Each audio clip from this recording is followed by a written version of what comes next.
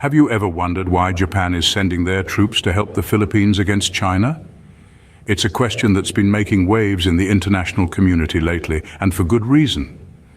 The answer lies in the simmering tensions in the South China Sea, a hotbed for geopolitical conflict that's been heating up in recent years. Picture this: military vessels from China and the Philippines, two nations with a history of territorial disputes, collide in the contested waters. It's a stark reminder of the escalating maritime conflict that's been brewing in the region. Now, imagine the ripple effects of such an event. It's more than just a clash of ships. It's a clash of national pride, sovereignty, and power. In response to these rising tensions, we've seen a surprising player step onto the stage: Japan. Known for its pacifist constitution, Japan's decision to send troops to assist the Philippines is an unexpected move that's caught the world's attention. And it's not just a one-off deployment, it's a sign of increasing military collaboration between Japan and the Philippines. But why Japan? Why now? And why the Philippines? These are questions that beg for answers. Is it a response to China's growing military presence in the region, or is it a strategic move to protect their own interests? Perhaps it has something to do with the Reciprocal Access Agreement, a defense pact that allows Japan and the Philippines to deploy troops on each other's territory. Or maybe it's a part of a larger strategy to strengthen their maritime domain awareness and security in the face of a common adversary. But what has led to this unprecedented move? What's at stake for Japan and the Philippines? Let's delve deeper. To understand the current situation, we need to take a step back and look at the history of these nations' relationships. In the grand scheme of world history, Japan, the Philippines, and China have been intertwined through centuries of diplomatic, economic, and at times tense military interactions. The historical context is indeed a complex tapestry, embroidered with threads of shared concern, especially over China's maritime actions. Japan and the Philippines, both island nations, have long maintained a wary eye on the maritime maneuvers of their continental neighbor, China. China's rise as an economic powerhouse has been accompanied by an increasingly assertive military stance, particularly in the South China Sea. This vast body of water, rich in natural resources and crisscrossed by vital shipping lanes, has been a hotbed of territorial disputes. China's claim, encapsulated in its controversial Nine-Line, has raised eyebrows and hackles alike, not just in Japan and the Philippines, but across the international community.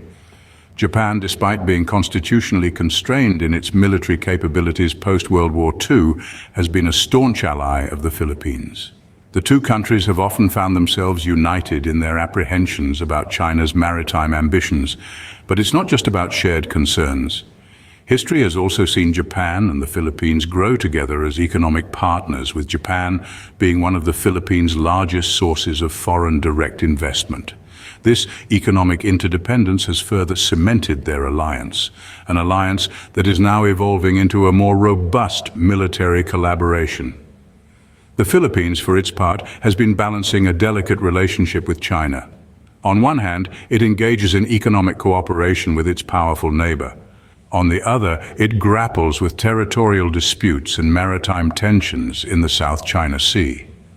This history sets the stage for the present-day conflict and the growing military collaboration between Japan and the Philippines. So what does this collaboration look like in practice? Let's talk about the Reciprocal Access Agreement. The Reciprocal Access Agreement, or RAA for short, is a defense pact that Japan and the Philippines are set to finalize. Imagine a friendship where both parties have each other's back, but on a much larger international scale.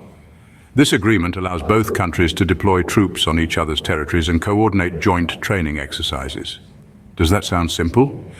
Well, it's a little more complex than that. The RAA also addresses the legal status and procedures for accidents.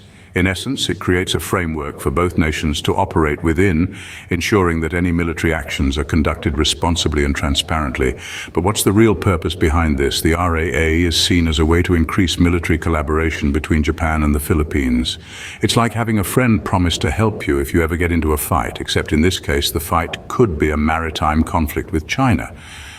This agreement is especially significant considering Japan's constitution, which limits its military deployment in the South China Sea. The United States remains the primary ally for assistance in case of an attack on the Philippines. However, the RAA allows Japan to play a more active role in regional security, providing an additional layer of deterrence. Interestingly, these talks to finalize the RAA come amid escalating tensions over China's actions in the South China Sea. The agreement seems to be a response to these tensions, a way for Japan and the Philippines to say, we're ready to defend our interests. The RAA is a clear sign of deepening security cooperation between the two nations. But why now? The timing of this military collaboration is no coincidence. Let's explore the strategic implications. As we delve into the strategic implications of Japan sending troops to the Philippines, it becomes clear that this is a calculated move. The chessboard of geopolitical strategy is always in motion, and the current scenario is no exception. At the heart of this strategy is the concept of deterrence. By sending troops to the Philippines, Japan aims to enhance its deterrence efforts against potential threats in the region. This is not simply about flexing military muscle, it's about demonstrating the readiness to respond to potential crises. The presence of Japanese troops in the Philippines serves as a tangible reminder of Japan's commitment to maintaining peace and stability in the region. It sends a clear message to potential aggressors that any action against the Philippines will not go unchallenged. This military collaboration also underscores the shared interests and mutual concerns of Japan and the Philippines. Both nations have a stake in ensuring maritime security and protecting their territorial integrity. The joint military operations symbolize a shared resolve to defend these interests. In addition, this move also aligns with the broader regional strategy aimed at preserving the balance of power. As tensions rise in the South China Sea, the presence of Japanese troops in the Philippines adds another layer to the complex dynamics of the region. It represents a concrete step towards countering potential threats and maintaining regional stability. In essence, the strategic implications of this move extend beyond the immediate tactical benefits. It's about more than just enhancing the military capabilities of the Philippines or countering potential threats. It's about demonstrating a collective resolve, a shared commitment to defending shared interests and values. This move signifies a heightened willingness of both Japan and the Philippines to defend their interests through joint military operations. What does this mean for the future? How will this impact the balance of power in the region? These are the questions we are left grappling with as we consider the mounting tensions in the South China Sea. Firstly, let's look at the potential outcomes of Japan's military collaboration with the Philippines. This move signifies a shift in Japan's approach to regional security, marking a departure from its traditionally pacifist stance. If the Reciprocal Access Agreement is approved, it could potentially pave the way for increased military cooperation between Japan and other Southeast Asian nations. This could lead to a new balance of power in the region, with Japan emerging as a formidable counterbalance to China's growing influence. On the other hand, China's response to this development is a significant variable to consider. China may view this as a direct challenge to its territorial claims and respond with increased military activities in the region.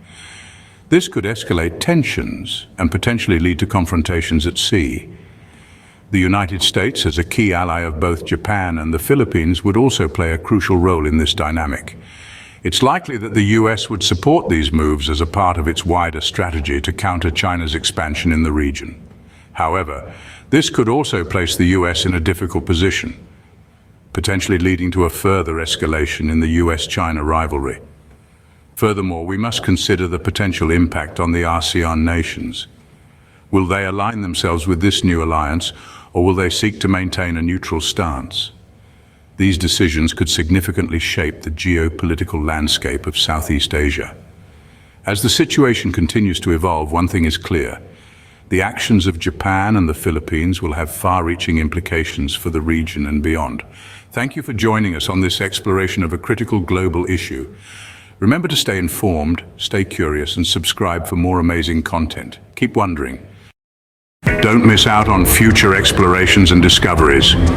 Hit subscribe and ring the bell to stay updated with our new content. Your journey of wonder continues with every video. Stay connected and engaged on social media. Continue the conversation, follow us. Thank Thank you for being a part of the Have You Ever Wondered community. Keep wondering, keep discovering. Until next time.